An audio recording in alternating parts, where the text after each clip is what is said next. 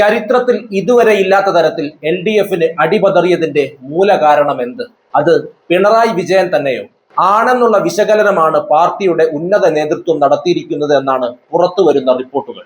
ജനഹിതം മാനിക്കാതെ പിണറായി വിജയനെ തന്നെ പ്രതിപക്ഷ നേതാവായി ഉയർത്തിക്കാട്ടുന്ന പാർട്ടി സ്വന്തം ശവക്കുഴി തോണ്ടുകയാണോ എന്ന് സംശയിക്കേണ്ടിയിരിക്കുന്നു. കാര്യങ്ങൾ നമുക്ക് ഒരൽപ്പം കൂടി വിശദമായി തന്നെ നോക്കി വരാം. CPMന്റെ സംസ്ഥാന സമിതി ഇപ്പോൾ കൊണ്ടുപിടിച്ച ചർച്ചയിലാണ്. തിരഞ്ഞെടുപ്പ് പരാജയത്തിന്റെ ആഴത്തിലുള്ള വിശകലനം തന്നെയാണ് വിഷയം. ജനവിധിക്ക് ശേഷമുള്ള UDFന്റെ അധികാര വടംവലിയിൽ മാധ്യമ ശ്രദ്ധ മുഴുവൻ ആ വഴിക്ക് പോയതുകൊണ്ട് കടുത്ത പരാജയത്തിന്റെ കയ്പുനീരിൽ നിന്നും ഒരൽപ്പം ആശ്വാസം LDFനും വിശേഷാൽ CPMനും ലഭിക്കുന്നുണ്ട്. മൂർച്ചയേറിയ മാധ്യമ വിചാരണയിൽ നിന്നും LDF രക്ഷപ്പെട്ടു പോയതിനാൽ UDFന് ഒരു സുവർണ അവസരം തന്നെയാണ് നിലവിൽ നഷ്ടപ്പെട്ടുകൊണ്ടിരിക്കുന്നത്.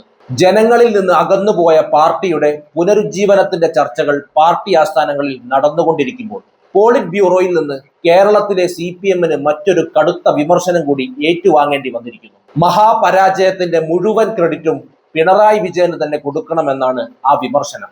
പിണറായി വിജയൻ ഈ നിയമസഭാ തെരഞ്ഞെടുപ്പിൽ മത്സരിക്കാതെ ഇരുന്നെങ്കിൽ ഇത്ര കനത്ത പരാജയം LDFന് ഉണ്ടാകുമായിരുന്നില്ല എന്നാണ് ബംഗാളിൽ നിന്നുള്ള പോളിറ്റ് ബ്യൂറോ അംഗങ്ങൾ അഭിപ്രായപ്പെട്ടിരിക്കുന്നത്. ബംഗാളിലും കേരളത്തിലും ഒരേ സമയം തന്നെയാണ് തെരഞ്ഞെടുപ്പ് നടന്നത്. ബംഗാളിൽ CPM നിലയൊന്ന് മെച്ചപ്പെടുത്തി എന്ന് വേണമെങ്കിൽ പറയാം. കാരണം കഴിഞ്ഞ തൊട്ട് മുമ്പത്തെ ഇലക്ഷന് 0 സീറ്റായിരുന്നു CPMന്. ഇത്തവണ ഒരു സീറ്റ് കിട്ടിയിട്ടുണ്ട്. ആ അർത്ഥത്തിൽ ബംഗാൾ നിയമസഭയിൽ CPM അക്കൗണ്ട് റീഓപ്പൺ ചെയ്തിട്ടുണ്ട്. ഈ സന്ദർഭത്തിൽ കേരളത്തിലെ ഘടകത്തിന് അഭിമാനിക്കാം. 26 സീറ്റുകളിൽ സ്ഥാനാർത്ഥികളെ വിജയിപ്പിക്കാൻ കേരള ഘടകത്തിന് കഴിഞ്ഞു. അതുകൊണ്ട് പോളിറ്റ് ബ്യൂറോയിൽ മേൽക്കോയ്മ കേരളത്തിന് തന്നെ ആയിരിക്കും. അക്കാര്യത്തിൽ സംശയമൊന്നുമില്ല. അതിനാൽ പോളിറ്റ് ബ്യൂറോ വിമർശനത്തെയൊക്കെ അടക്കി നിർത്താൻ കേരള ഘടകത്തിന് കഴിഞ്ഞിട്ടുണ്ട്. പക്ഷേ ബംഗാൾ ഘടകം ഉന്നയിച്ച വിമർശനങ്ങൾക്ക് ഏറെ പ്രാധാന്യമുണ്ട് താനും. കാരണം അത് ഉന്നയിച്ചിരിക്കുന്നത് പിണറായി വിജയന് നേരെയാണല്ലോ. ജനവിധി പിണറായി വിജയന് നേരെയായിരുന്നു എന്ന സത്യത്തിന് നേരെയാണ് പോളിറ്റ് ബ്യൂറോ വിരൽ ചൂണ്ടുന്നത്. ഭരണവിരുദ്ധ വികാരം എന്നതിലുപരി പിണറായിസത്തിന് നേരെയുള്ള കടുത്ത പ്രതിഷേധമായിരുന്നു കേരളത്തിലെ പരാജയമെന്ന് ഊട്ടി ഉറപ്പിക്കുന്നതാണ് പോളിറ്റ് ബ്യൂറോയുടെ ഇപ്പോഴത്തെ വിമർശനം. പരമാവധി 80-85 സീറ്റുകളിൽ ഒതുങ്ങേണ്ടിയിരുന്ന UDFനെ സെഞ്ചുറി അടിച്ച് കളി ജയിപ്പിക്കാൻ പ്രാപ്തരാക്കിയത് പിണറായി എഫക്റ്റ് ഒന്നുകൊണ്ട് മാത്രമാണെന്നാണ് കേരളത്തിലെ നിഷ്പക്ഷ രാഷ്ട്രീയ നിരീക്ഷകരും അടിവരയിടുന്നത്. പോളിറ്റ് ബ്യൂറോയും ഇതേ അഭിപ്രായം ആവർത്തിക്കുന്ന ഈ സമയത്താണ് പിണറായിയെ തന്നെ പ്രതിപക്ഷ നേതാവാക്കാൻ പാർട്ടിയിലെ ഒരു കൂട്ടം ശ്രമിച്ചുകൊണ്ടിരിക്കുന്നത്. ഇപ്പോഴും സംസ്ഥാന നേതൃത്വത്തിലെ പല ആളുകളും പറയുന്നത് പിണറായിക്ക് താല്പര്യമുണ്ടെങ്കിൽ അദ്ദേഹം തന്നെ നേതൃസ്ഥാനത്ത് തുടരട്ടെ എന്നാണ്. അദ്ദേഹം സ്വമേധയാ മാറിയാൽ മാത്രം മറ്റൊരാളെ കണ്ടെത്തിയാൽ മതി എന്ന്. പാർട്ടിക്ക് ഒരു പുനരുജ്ജീവനം വേണ്ട സമയത്ത് പിണറായി തന്നെ പ്രതിപക്ഷ നേതൃസ്ഥാനം ഏറ്റെടുക്കുന്നത് ആത്മഹത്യാപരമായിരിക്കുമെന്നാണ് രാഷ്ട്രീയ കേരളം നിരീക്ഷിക്കുന്നത്. CPM ഇപ്പോൾ അതിശക്തമായി പ്രതിപക്ഷത്ത് നിലയുറപ്പിക്കേണ്ട പാർട്ടിയാണ്. ഒരു യുവ നേതൃത്വം ഏറ്റെടുത്തുകൊണ്ട് പാർട്ടിക്ക് ഒരു പുതുജീവൻ നൽകേണ്ട സമയവുമാണിത്. ആ നേതൃത്വത്തെ കണ്ടെത്തേണ്ടത് പാർട്ടിയുടെ നിലനിൽപ്പിന്റെ ആവശ്യം കൂടിയാണ്. ഇന്നിപ്പോൾ ഈ സംസ്ഥാനത്തിന്റെ ആവശ്യം കൂടിയാണ് നല്ലൊരു പ്രതിപക്ഷം. വരാനിരിക്കുന്ന നാളുകളിൽ എന്തായിരിക്കും ഭരണത്തിന്റെ സ്ഥിതി എന്നതിന്റെ കടുത്ത സൂചനകൾ UDF അനുദിനം നൽകിക്കൊണ്ടിരിക്കുന്ന പശ്ചാത്തലത്തിൽ ശക്തമായ പ്രതിപക്ഷം കെട്ടിപ്പടുക്കേണ്ട അനിവാര്യത CPMനുമുണ്ട്. ഇതിനായുള്ള ധാർമ്മിക ഉത്തരവാദിത്തം മലയാളികൾ ഓരോരുത്തർക്കുമുണ്ട്. അതിന് ആദ്യം CPMന് കൃത്യമായ നേതൃത്വം വേണം. ജനവിധി എന്തായിരുന്നു, എന്തുകൊണ്ടായിരുന്നു എന്ന് കൃത്യമായി മനസ്സിലാക്കണം.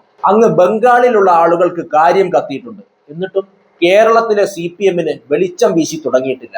ഇതിനിടെ വർഗശത്രുക്കൾ ഒന്നിച്ചതുകൊണ്ടാണ് ഇടതുപക്ഷം ഇത്രയും കനത്ത പരാജയം ഏറ്റുവാങ്ങിയത് എന്നാണ് CPM സംസ്ഥാന സെക്രട്ടറിയും പാർട്ടിയുടെ താത്വികാചാര്യനുമായ MV ഗോവിന്ദൻ മാസ്റ്ററുടെ പക്ഷം. അങ്ങനെയെങ്കിൽ സത്യത്തിൽ ആരാണ് ഈ വർഗശത്രുക്കൾ? അതേതായാലും കുത്തക മുതലാളിമാർ അല്ലെന്നുള്ളത് ഉറപ്പാണ്.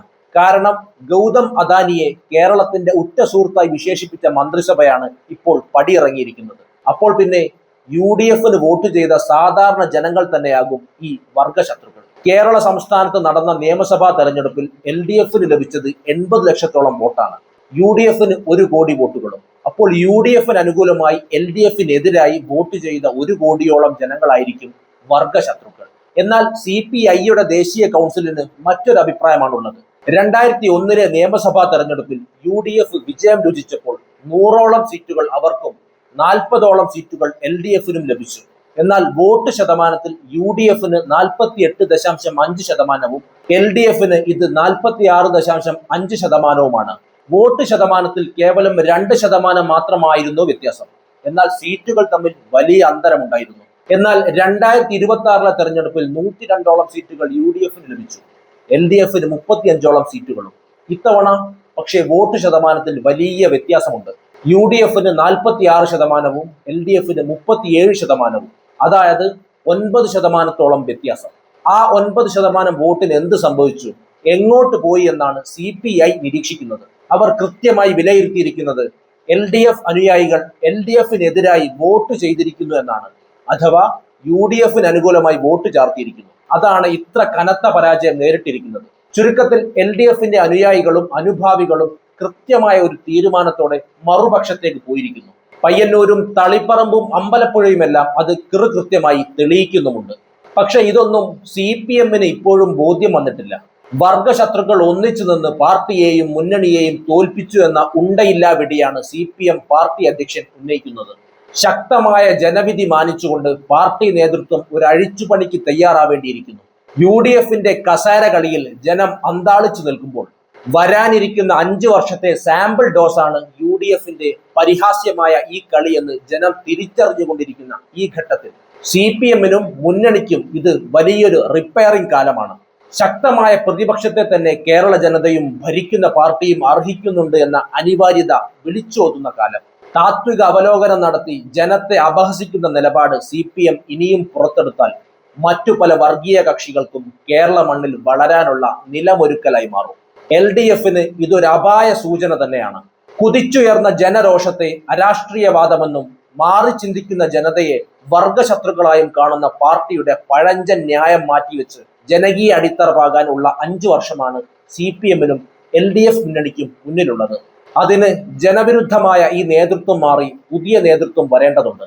കാരണം കേരളത്തിന് ഇടതുപക്ഷം കൂടിയേ മതിയാകൂ. കേരളത്തിന്റെ പുരോഗമനപരമായ സാമൂഹിക അടിത്തറ കെട്ടിപ്പടുക്കുന്നതിൽ ഇടതുപക്ഷം നിർണായകവുമാണ്. എങ്കിലും മാറുന്ന കാലത്തിനനുസരിച്ച് സ്വയം നവീകരിക്കുകയും പുതിയ കാലത്തെ വെല്ലുവിളികൾ ഏറ്റെടുക്കുകയും ചെയ്താൽ മാത്രമേ ഏത് രാഷ്ട്രീയ പ്രസ്ഥാനത്തിനും ജനമനസ്സുകളിൽ സ്ഥാനം നിലനിർത്താൻ സാധിക്കൂ എന്ന സത്യം മനസ്സിലാക്കി ഹൃദയപക്ഷം തന്നെയായി മാറാനുള്ള ഒരു ഉണർത്തുപാട്ടാവട്ടെ ഈ വിധി എന്ന് പറഞ്ഞുകൊണ്ട് നിർത്തുന്നു. നിങ്ങളുടെ അഭിപ്രായങ്ങൾ കമന്റായി രേഖപ്പെടുത്തൂ. നമുക്ക് മറ്റൊരു വിഷയവുമായി വീണ്ടും കാണാം. നന്ദി.